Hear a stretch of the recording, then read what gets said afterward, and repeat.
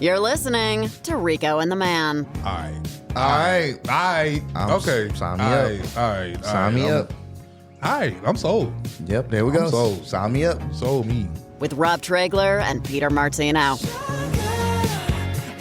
Yes, welcome once again to Rico and the Man, a podcast dedicated to the lives and stories of two guys, Rico and the Man. Join us on an entertaining ride of humorous stories, thought-provoking discussions, and a unique perspective on life. Rico and the Man strive to be the friend that listens with undivided attention and an open heart.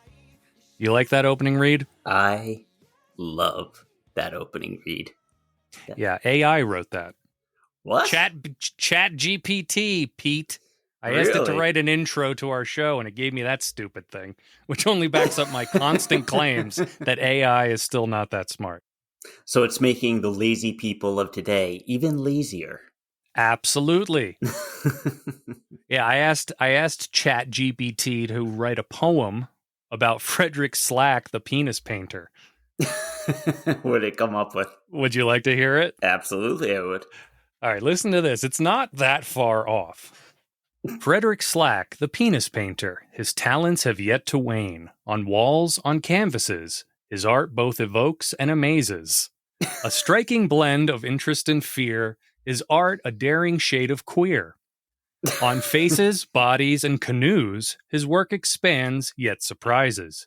His strength and talent never cease, as his whimsical touch never fails. It leaves us incredibly confused.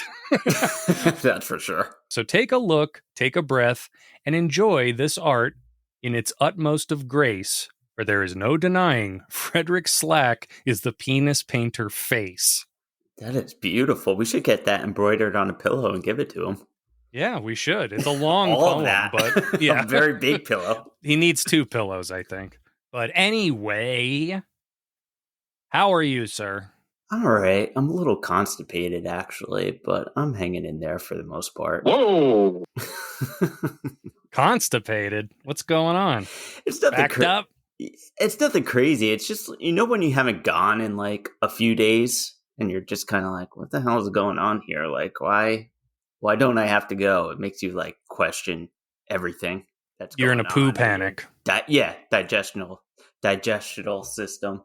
But it's fine. I'm gonna hang in there, and if I don't go by the time we record our next show, then it's time to go to call the doctor. But other than that, I'm doing great. I can't believe I saw that it was snowing in Los Angeles this week. Yes, it snowed here quite a bit over the weekend. We got over a foot where I'm at. You've honestly gotten more snow than we've had here in New Jersey. No lie. Well, I'll tell you one thing, Pete. I don't pay the property taxes in California for fucking snow! Is everyone just apeshit over there when it snows? Like, are they like, what is this white substance falling from the sky? Everyone in Los Angeles is apeshit about everything. When it rains a drop, and no one can drive. It's like, Yeah. But yeah, no, it snowed. And we've got these big, beautiful trees that line our whole backyard. Big trees, been around for, a million years. Yeah. And they're not used to snow.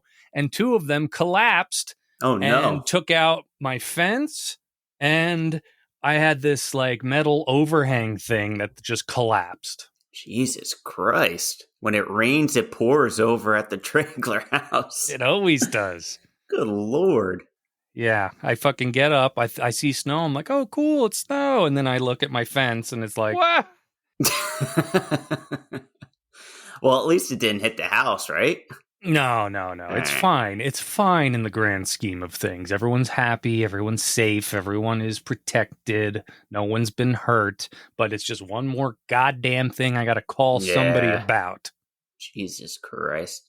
Were the pets freaking out when they saw the snow? Were they like, what the fuck is this? That's exactly what they said, actually. I believe it. Seriously, I moved from New Jersey 20 years ago, and I thought I was done with snow.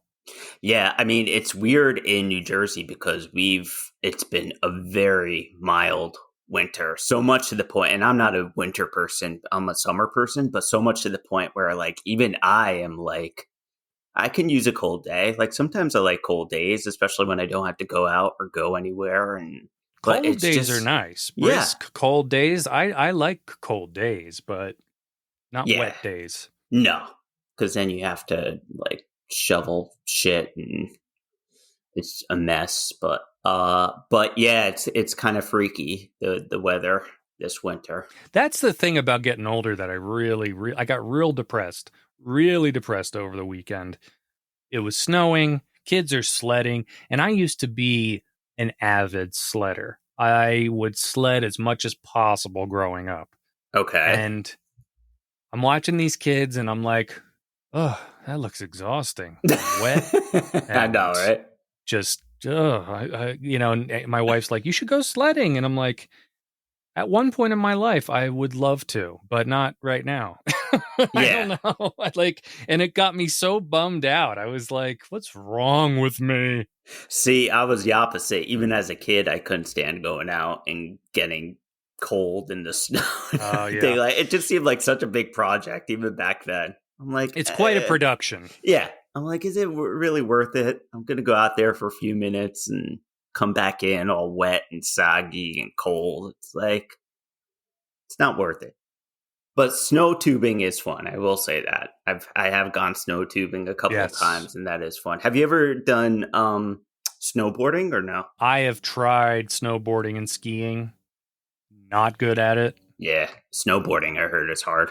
I just basically slid down the whole hill on my ass.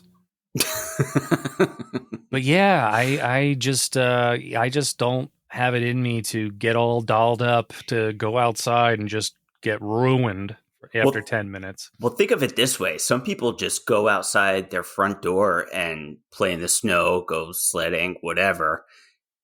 Other people, they actually go on vacation to do this shit. Can you imagine going on vacation to go outside and you went get to wet? this? Yeah, you spent money to go to this. Climbing up mountains and sliding down hills and getting frostbite on your toes. No way. The only good Not thing for about me. skiing is the fucking log cabin with the fire and the whiskey. That's it. Yeah, That's of it. course. That's it. I mean, I could take or leave everything else. Yeah. Drinking by the fireplace. That's what I want. I don't want any of that outdoor shit. I don't want that shit. Take your snow and shove it up your ass, Mother Nature. I actually found audio of me on the hills when I was snowboarding. Cool.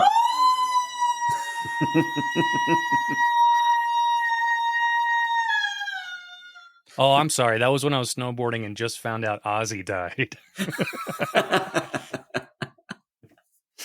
Ozzy's not dead, ladies and gentlemen, as of this recording. So I went to the doctors recently, and oh boy, nothing crazy, just a general checkup. But I've noticed that a lot of doctors have been asking this question lately, and it's one of the most annoying questions that they ask. So when you first go into the office, you know, the nurse or the PA or whoever kind of sets you up, asks you a question. Well, what are you in here for today? Right. That whole deal. And then they come up with, are you feeling down or depressed lately? Right. Yeah. And I hate that fucking question because if I say yes, then they're going to think that I'm suicidal or something, which I'm not. But if I say no, then I'm lying because, quite frankly, I do feel depressed and down sometimes. So it's right. What's the right answer? And I even say that, like, every time they ask that question, I'm like, oh, I hate this question. I was like, so, like, what do you say in that situation? Because I don't know. Have you had that experience going to the doctor, like, with that question? Or is that just a East Coast thing? Here's the thing. I have been in and out of doctor's offices a lot in the last little while. Right. And yeah, that's asked every time. And it is so fucking annoying because it's like, I'm at the doctor's office. I'm depressed. I don't want to be here. Right. Of course I'm depressed. And Yeah, I'm always wondering if they're going to be like, uh-oh, he's depressed. He's going to kill himself. We got to put him on watch. Exactly. We got to put him in a padded room. And it's like, then why'd you ask, man? We're all depressed. Yeah, like I was going to I just went to the dermatologist just to get my yearly body, Wait a exam. minute. Whoa. Back it up. You're the dermatologist and they asked you this? Yes. Literally any doctor you go to, they ask you this question. I'm not kidding.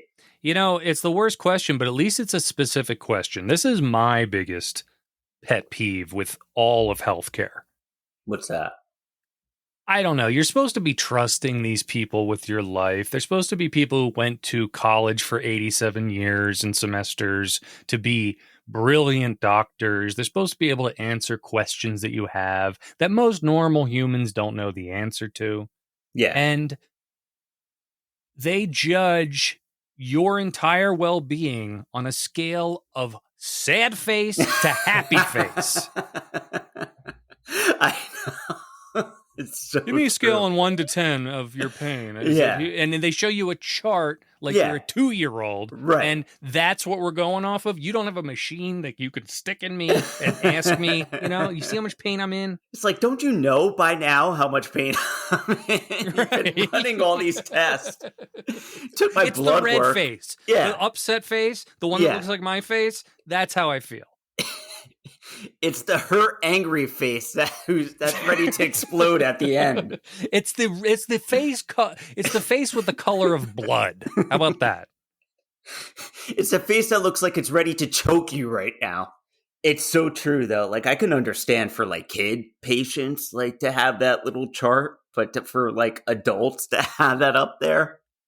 Oh, it's so annoying. It's so annoying. And I don't know if you have this, but what is the whole fucking song and dance they do where a new person every 10 minutes has to come in and they have no idea what your problem is, no idea what your symptoms are, no idea whatsoever about your entire chart. It's like, don't they communicate with each other? Like, they're always typing something on their fucking computers. Like, isn't that all written down the first time we tell them this? It's like, yeah, you're fucking sliding around with a laptop on wheels everywhere. It doesn't say somewhere in that computer what my issue is. Yeah.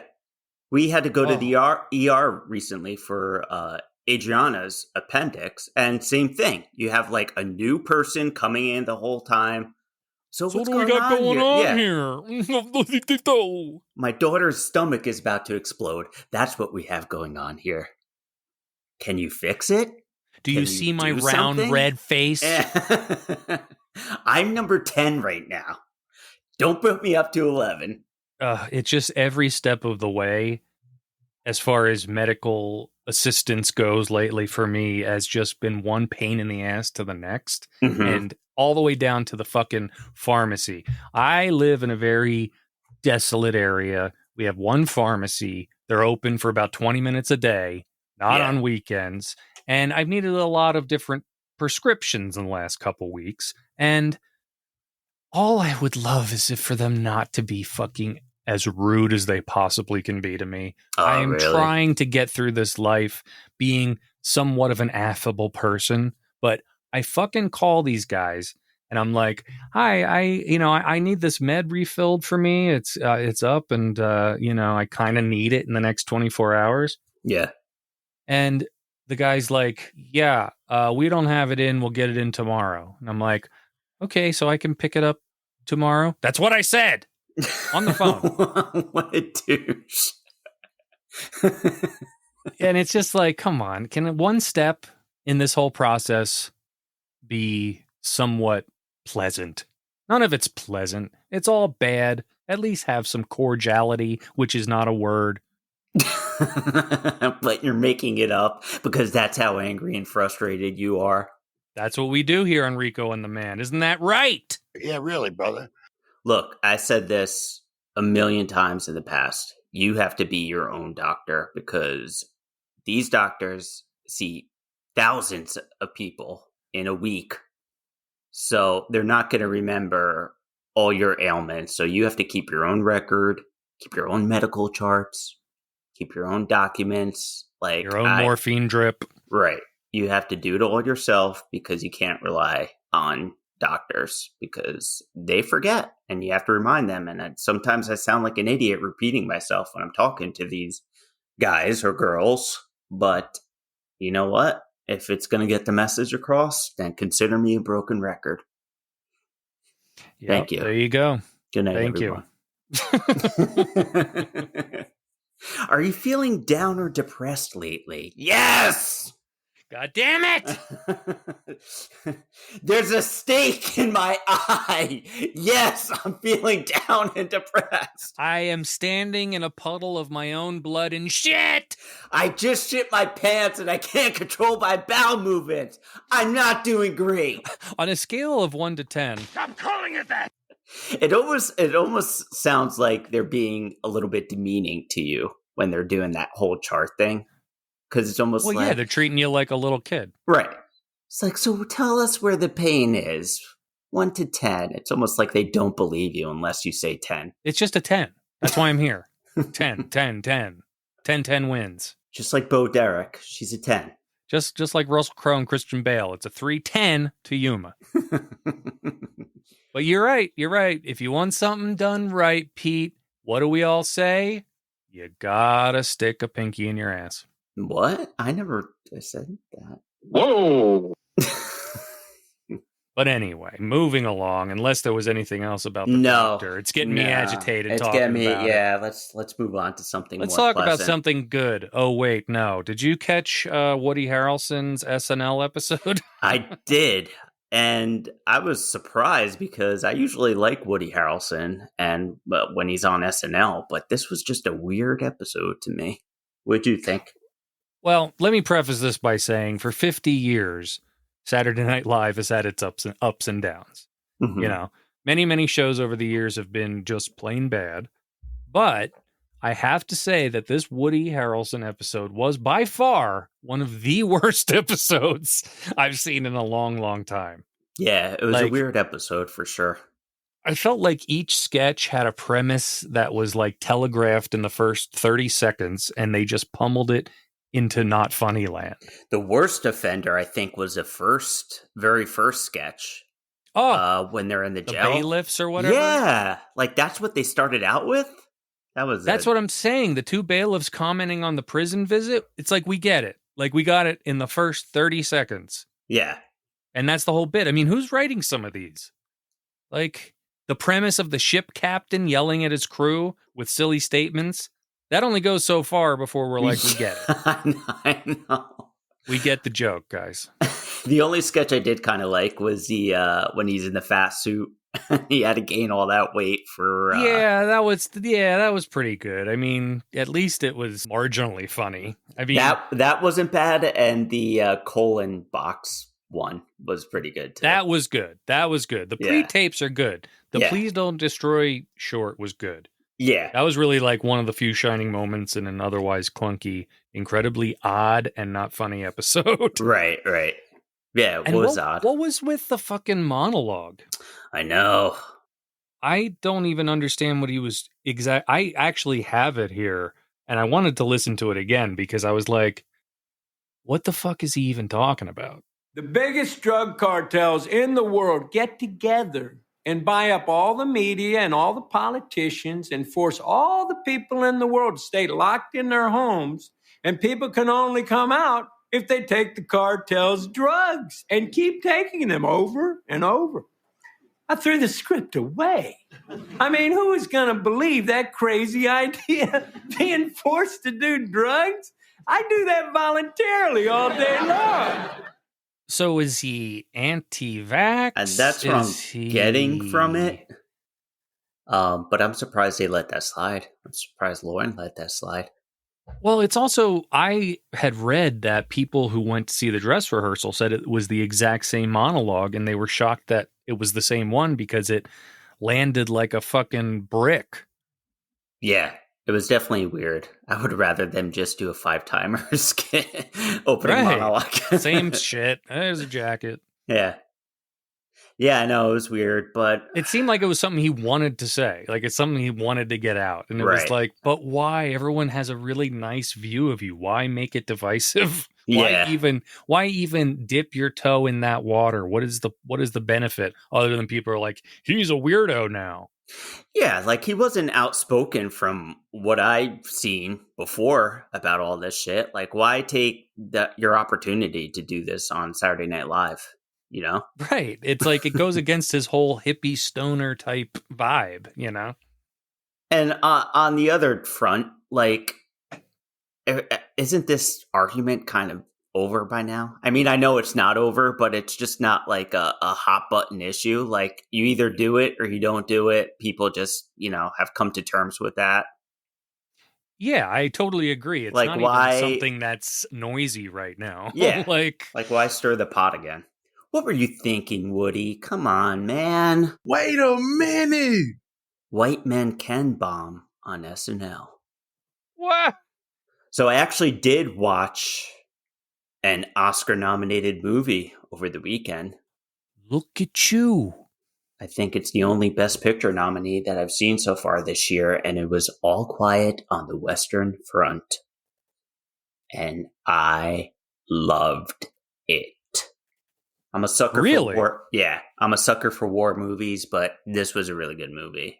You know, it's funny. I actually only have to see that and The Triangle of Sadness, and I will have seen all 10 Best Picture nominations. Look at you. Look at you. Yeah, look at me.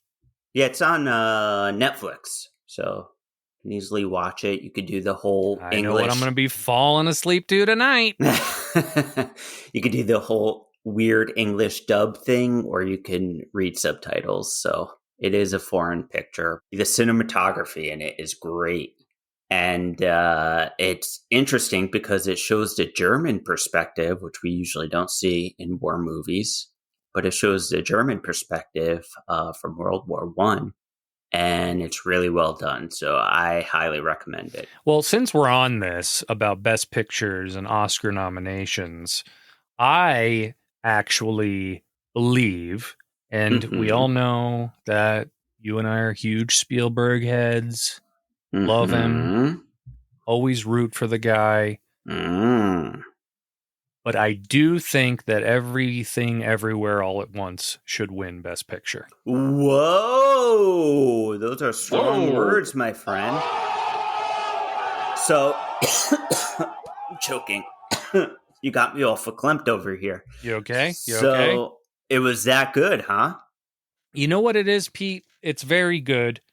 But it was so outside the box and so refreshing and so well done for what it is that I think it should be recognized because it is an achievement in filmmaking that we haven't seen. And the fact that you're able to keep up with the story and keep up with the characters and give a shit by the end of it is wild. And I have to say, I haven't seen anything like it in 10 years, and we probably won't see anything like it in another 10. So yeah, give it the fucking Best Picture. I like it. Where can I watch it? Where's it streaming? It's streaming everywhere all at once. No! Very good, Mr. Tregler. Look at you. Yeah, look at me. So what do you think? I was thinking about this today, actually. What do you think? How do you think they're going to address this whole... It's been almost a year now since Slapgate, when Will Smith famously slapped Chris Rock on the live telecast of the Oscars. What do you think their approach to it is going to be this year? Jimmy Kimmel's hosting. I'm sure he'll have some jokes about it. But do you think Chris Rock will show up at all? And do you think Will Smith will show up at all? Is he allowed to show up? Yeah, I'm super curious about this because we talked about this on our episode, The Slap Summit. Yeah, in go to season the tape. 2, I believe. You can find that tape. on RicoandtheMan.com, The Slap Summit, where we had many guests and experts and celebrities weigh in on the show. And we talked about what are they going to make fun of next year at the Oscars? They can't avoid it. But is it going to be some stupid pre-tape with like Chris Rock and Will Smith in the wings? I don't think it's going to be that because I think Chris Rock is still really upset by it. As he should be. I rewatched it today and I was thinking to myself, I still can't believe this happened. Like how the fuck did something like this happen? And it's so unnecessary when you watch it again. Oh, totally unnecessary. It's a crazy man who doesn't know what to do with his emotions. Right. Out of control. And then he Right. wins an Oscar and everyone stands up for him. Go Yeah. Hollywood. Yeah. But I don't know what they're going to do. I think obviously it'll be mentioned in the opening monologue. I just feel like let's not beat the dead horse.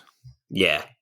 Like, they should avoid it, honestly. And did you read But that? they're not going to. They have to do something. No, they're going to address it. But did you read that they have a whole crisis team this year? Yeah. To what is that going to do? That was the other funny thing in in SNL. I don't know if you saw the weekend update, but Yes. Colin Jost said something along those lines, like it's not going to happen again. Right. And you should be hoping that it happens because you actually need the ratings. Yeah, I'd be interested to see if there's a rating spike this year, just out of morbid curiosity. Like, who's going to get slapped this year at the Academy Awards? I think there will be, not because people are expecting someone else to get slapped, because they want to see how they're going to address it and what kind of jokes there will be. But I do hope that Chris Rock doesn't do like a bit with Will Smith or do something with him, because I honestly don't cheapen the importance. I don't want him to let Will Smith off that easy with. Agreed. I don't think. I mean, I don't know him. if he's invited. He shouldn't be. He should be banned. Yeah, exactly. I wonder if Chris Rock will come out at all just to present or anything. Well, that's what I'm thinking. Like, are they going to have him like present the Best Picture Oscar, just kind of as a, the nominees for Best Key you. All Quiet on the Western. We lost many celebrities this past year. That has to be the most what the fuck moment, though, in Oscars history. I mean, I don't think anything could top that. I thought that announcing the wrong Best Picture thing. Right. I thought that was always going to be the biggest snafu at the Oscars. Yeah. Nope. Not anymore. Nope. Will Smith had to come along and dial it up a notch.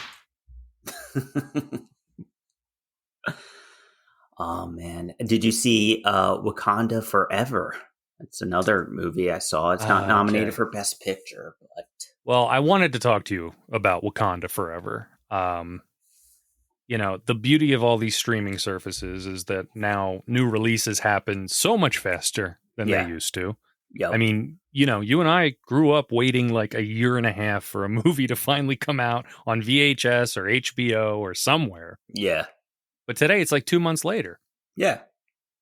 And, though I like to see Marvel movies in the theaters mostly, I decided to forego Wakanda Forever and wait for Disney Plus. Mm-hmm. It's what I'm paying for, right? Right. But I don't know about you, but I'm a casual fan of the original Black Panther. I actually liked him more when he was part of the Avengers ensemble. You're racist. Go on. Okay. But no, I agree. I enjoyed it. I liked the first one, but I wasn't crazy over it. And all I heard for months was Wakanda Forever, Wakanda Forever. It's so good, if not better than Black Panther.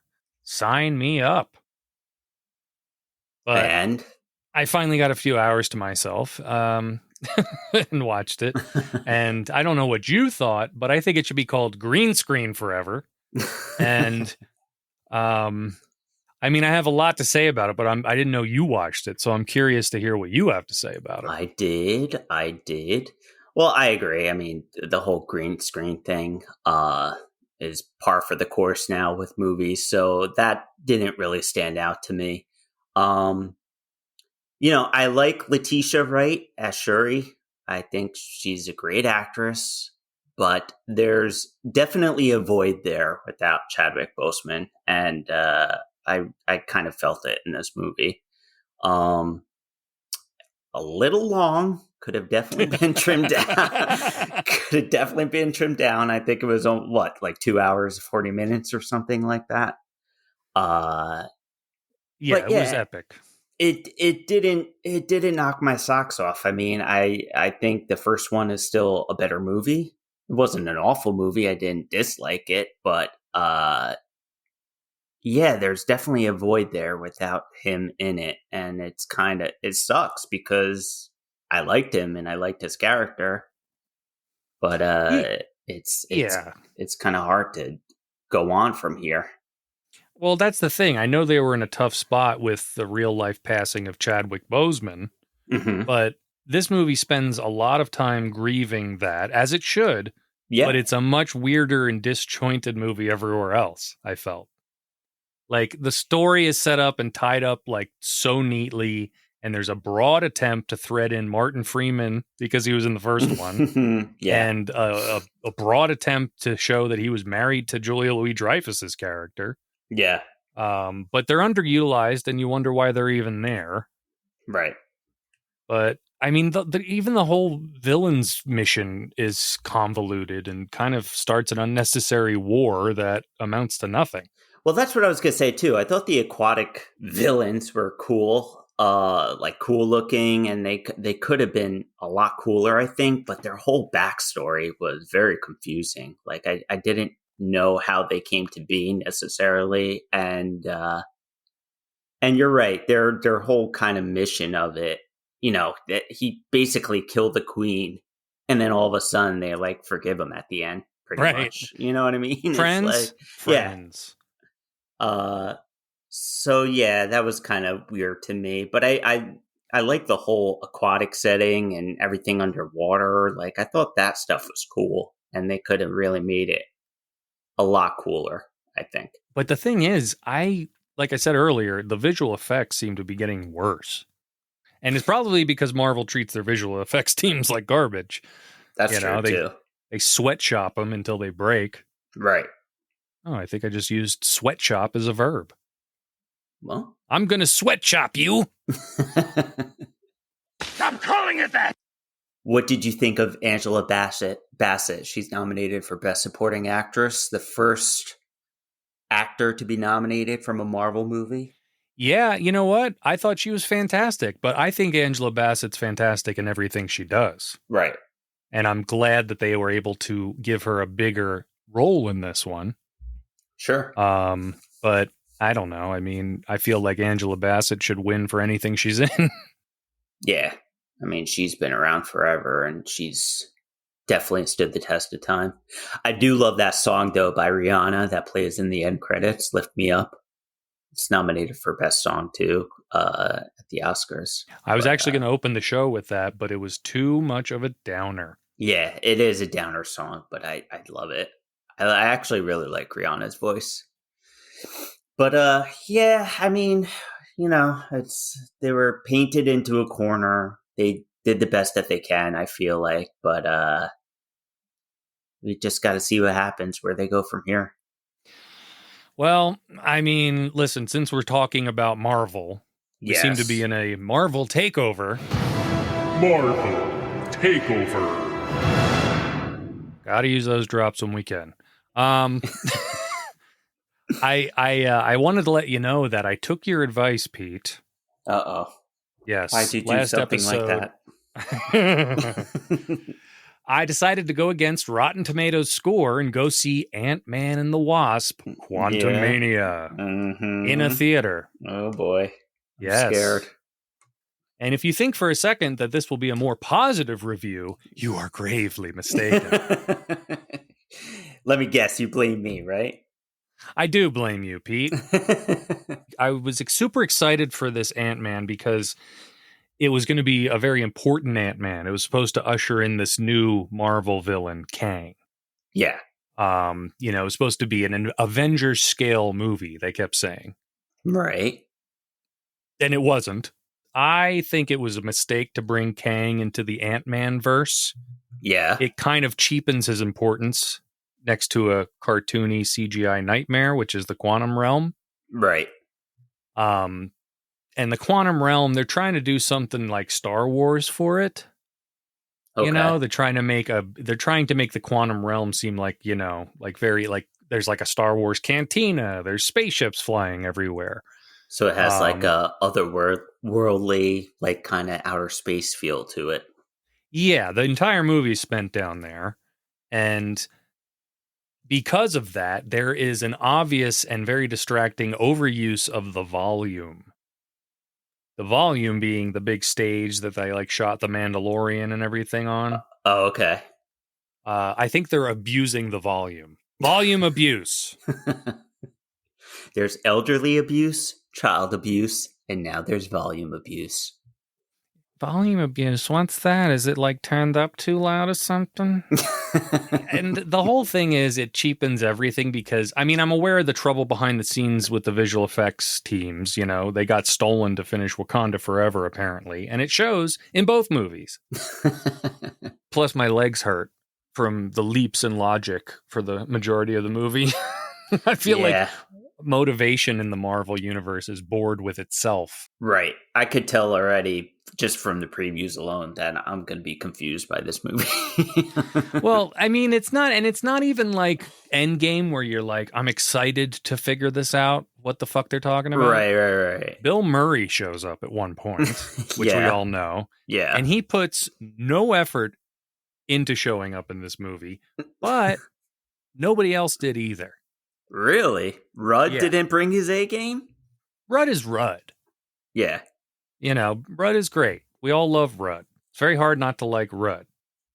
But he's trying his best with this ridiculously silly movie. And the problem is that Jonathan Majors, Kang, he's trying everything he can to make any of it important. He's great. You know what I mean? But we have yet to see why he's so scary. We have yet to see why he should be a villain we're afraid of. But he's acting circles around everybody because he's trying like hell. So Kang is no Thanos, is what you're saying. So far, he's not. Yeah. Marvel is in a transitional period right now where it's kind of figuring out where to go next now and top themselves, which is hard to do. Everyone loved the first phases of the Marvel movies, and now it's becoming a little bit tired, and Marvel is kind of sensing that. So they're trying to rush into things, I feel like. I haven't seen the movie, but just rush into like more of an epic Marvel movie, kind of in the same vein of Endgame. There was a build-up to Thanos, and with Kang, we only saw him once before in the Loki series. He was kind of confusing there and not very intimidating. So now I think they're kind of thrusting him to the forefront to be kind of the next Thanos. Does Michelle Pfeiffer get naked in it? Unfortunately not. Now, it is implied that she banged half of the quantum realm while she was down there. Oh, that whore. That little whore. Get it? Oh, I see in the green room, we have a guest joining us, Pete. Uh-oh. Yes, please welcome my father. You know him. You love him. Papa Tregs. Am I alive? Welcome to the show. Thank you. It's been a while. We were just talking about how Quantum Mania might be the nail in the coffin of me getting excited for Marvel movies anymore. Really? I mean, if that's their jewel of the crown or whatever the phrase is, I mean, it's over. You know, I mean, if Ant-Man's your go-to now because Tony Stark's gone, Captain America's, I don't know what Chris Evans is doing right now, but Thor's a joke, like you guys were just talking about.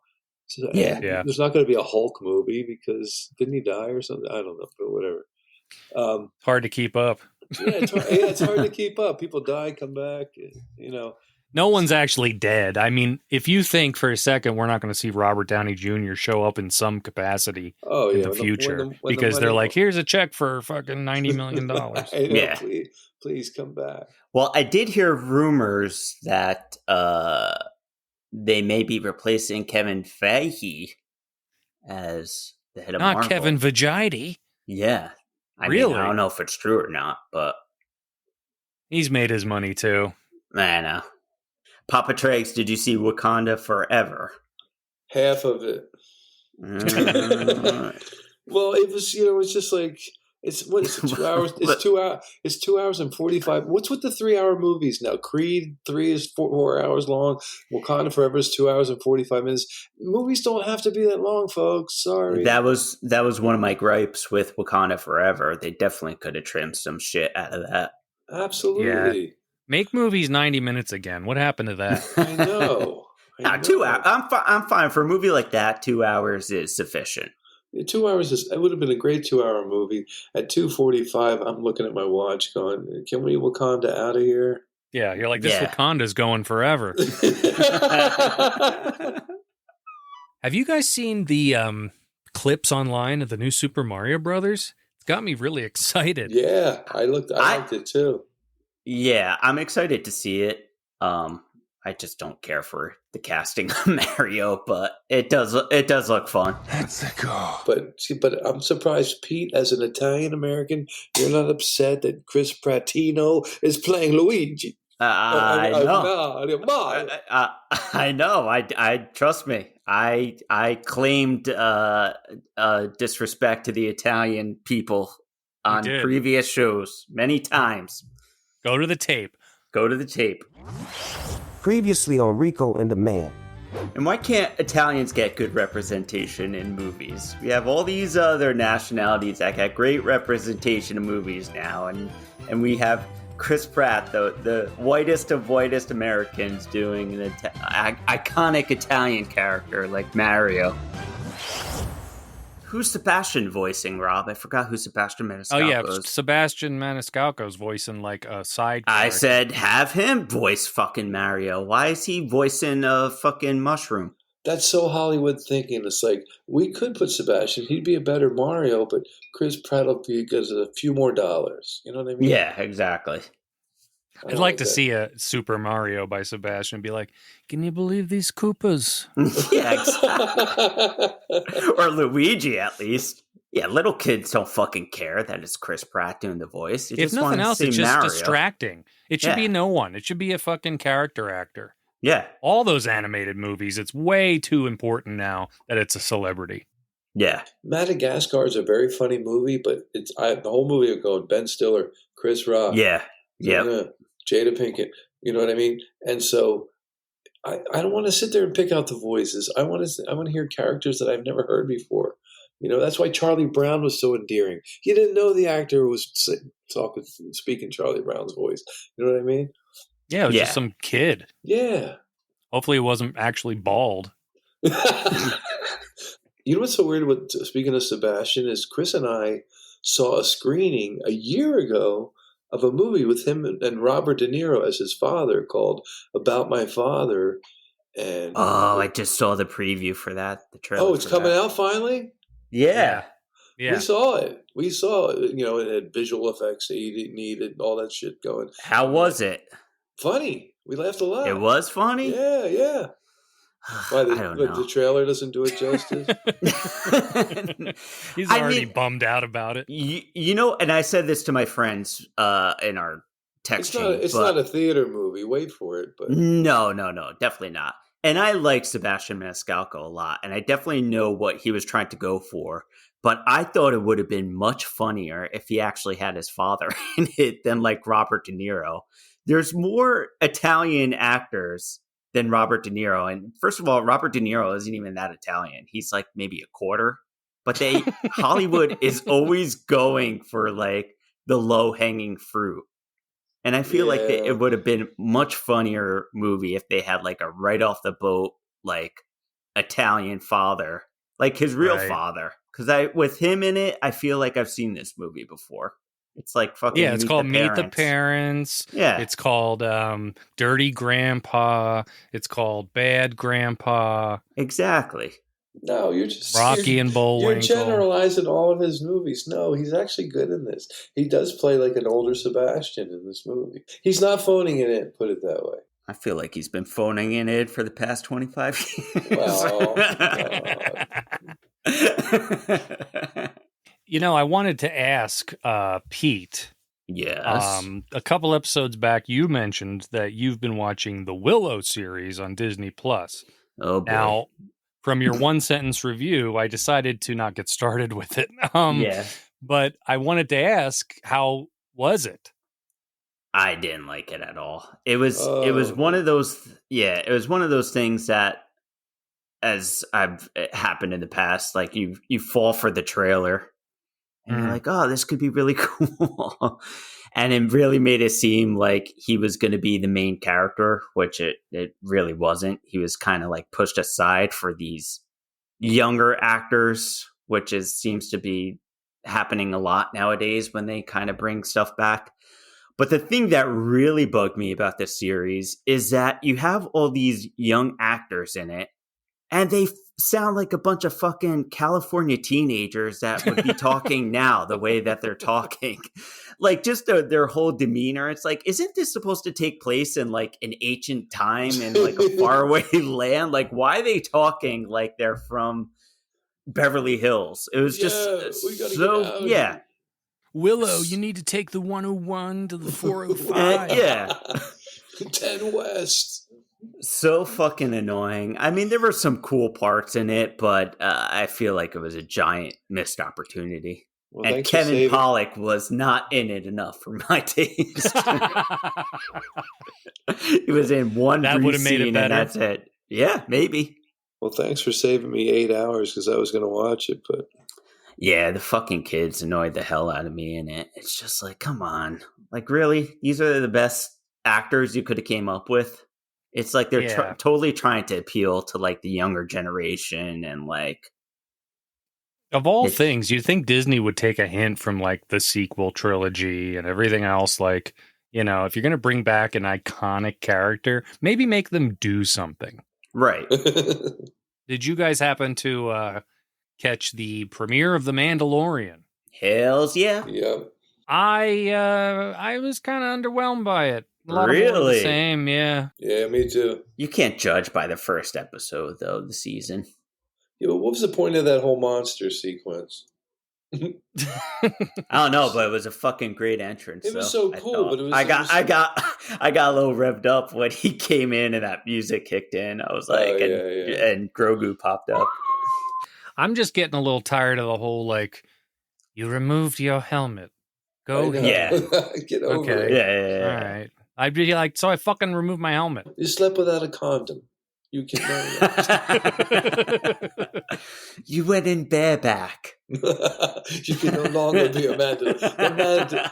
The Mandalore will not accept you. You went bareback. Can you imagine? That's a poor. Hey, I'd be more excited by that if they started the third season with that. I would be in. You slept without a condom. You're no longer a Mandalore. You must go to the Trojan system and find a way. Well, I think we're out of time, Pete. I think that's it for this episode. Thank you, Papa Tregs. Always a pleasure to hear your voice. Love you. See you guys soon. Always good to hear from Papa Tregs. We'll see you next time. Good night, everyone.